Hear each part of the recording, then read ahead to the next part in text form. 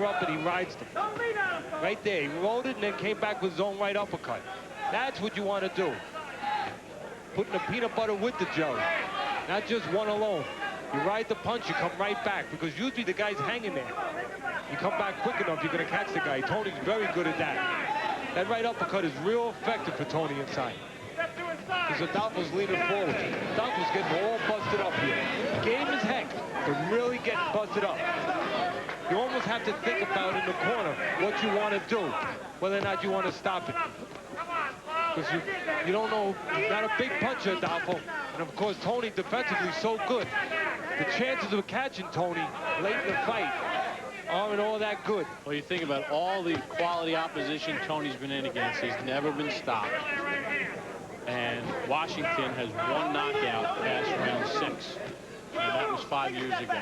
So you start to weigh that as a corner guy. I know Toney's, you know, not a huge puncher at this weight. He was a much bigger puncher at middleweight, but he's still catching him a lot of clean punches and busting him up real well. So you start to think in the corner. If you let the guy keep taking punishment, if he has no chance to win. Toney just tagging Washington as we end round number 7.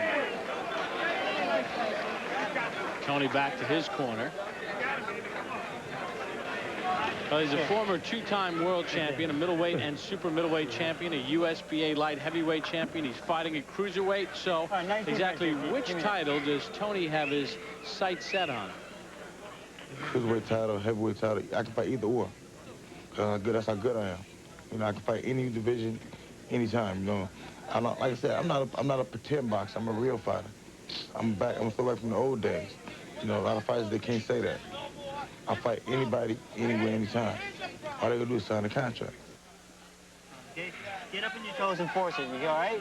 You get your second one right now, okay? Let's get up on your toes. You're in great shape. Let's get up on your toes and start popping that jab, okay?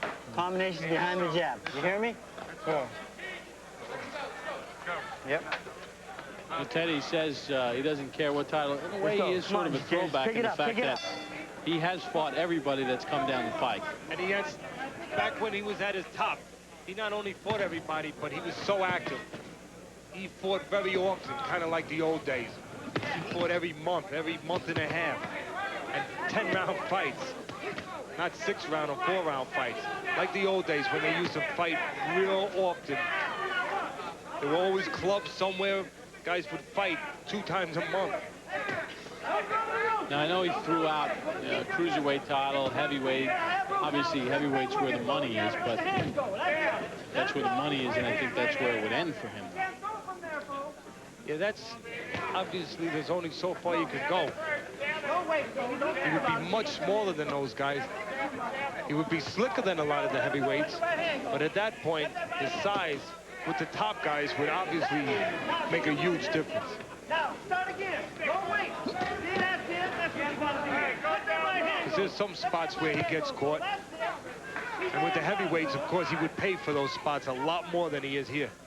Well, Toney has power in every round, as you've seen. 12th round knockout came against Prince Charles Williams as a super middleweight. And, of course, the 11th round stoppage came when he won the IBF middleweight championship back in 1991 against Michael Nunn.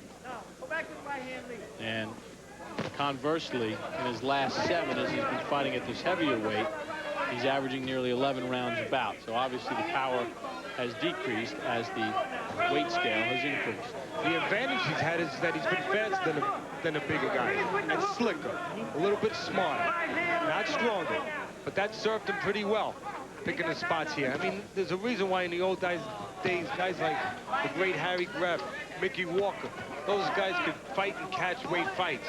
They could fight from welterweight all the way up to heavyweight and be successful because they were faster, they were smarter than the bigger guys that were stronger. Faster and smarter is better than stronger most of the time. We're talking a lot about Toney. What about Washington? He's fighting at the weight he's been fighting at. He has 1 win in 3 years, and that was against Art Jimerson. So he's lost against any quality opponents and appears to be on his way to a unanimous decision loss again here. You got to wonder how much longer he's going to keep at this. That's right, and more importantly, Bob, is while he's losing, he's taking punishment. When Toney's lost fights, he hasn't taken big punishment because of his style.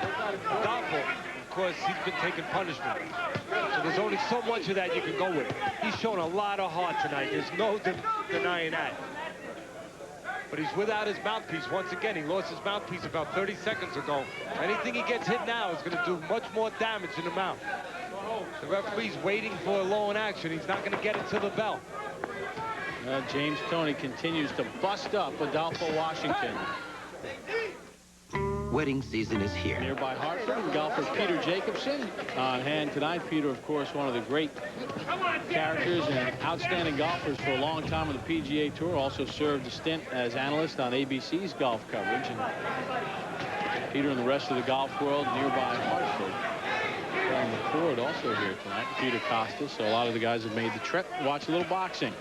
James Toney and Adolpho Washington underway, round number 9. And Bob, you're not a bad golfer yourself. Of course, you're too modest to say that, so I'll say it. What did you shoot today? I shot a 70. Not bad, not bad. Missed a birdie on 18 for the 69. Anyway, I'll tell you what.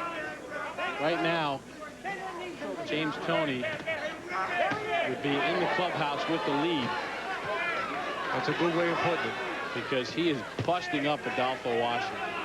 And now he's making little movements, too. He's throwing the punches and moving around Adolpho Washington. And Washington needs to have his feet set to punch. Right now, he's able to do that because Toney's laying on the ropes.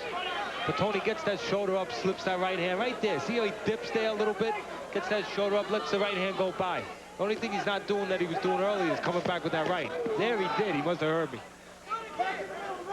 See how he can adjust Toney? Now, he's in close quarters there, but he shortens his punches up like that. Nice uppercut. Guy's leaning on him. He's calm. He knows which punches to throw, and that's important. Which punches to throw depending on the situation you're in. He's in a telephone booth when he was over there, so he made them shorter. And it seems so instinctive.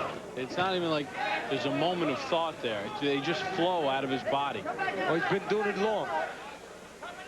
The old-time trainers used to always say, you want to make it a habit where you don't have to think about it, Bob. Customato used to say to me, Teddy, you get the guys to where they can't do it wrong if they want to.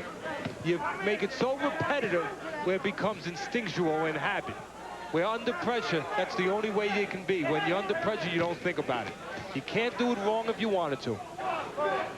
Would you give a tape of Toney to your young guy, Elvira Maricki, to watch just from the subtle nature and the craftsmanship that a Toney shows? No, because he might go out and start eating too much.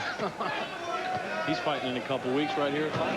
Yeah, he is. No, I would give a tape. You're right, Elvira Maricki, a young light heavyweight. He's 9-0 now. He fought last night in Atlanta, Georgia, home of Evander Holyfield. And he got his 9th win.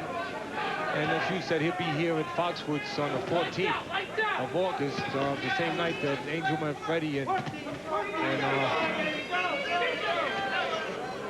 Johnston fight.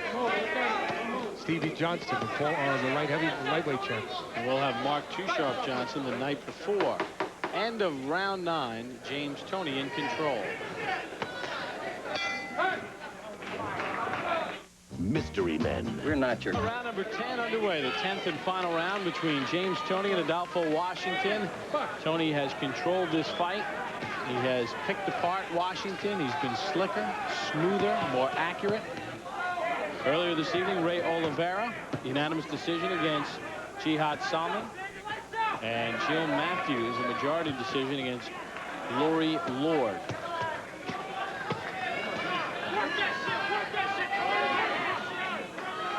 Take a look at some punch numbers through the 9 rounds. And you see Toney much, much more accurate. Now he's just keying off on Washington. Again, you have to think in the corner about whether or not you want your guy to keep taking this kind of punishment, because in my estimation, he can't win the fight. He's not a big enough punch, and he's got a guy too slick. Well, the referee does it. Charles Dwyer steps in and stops it.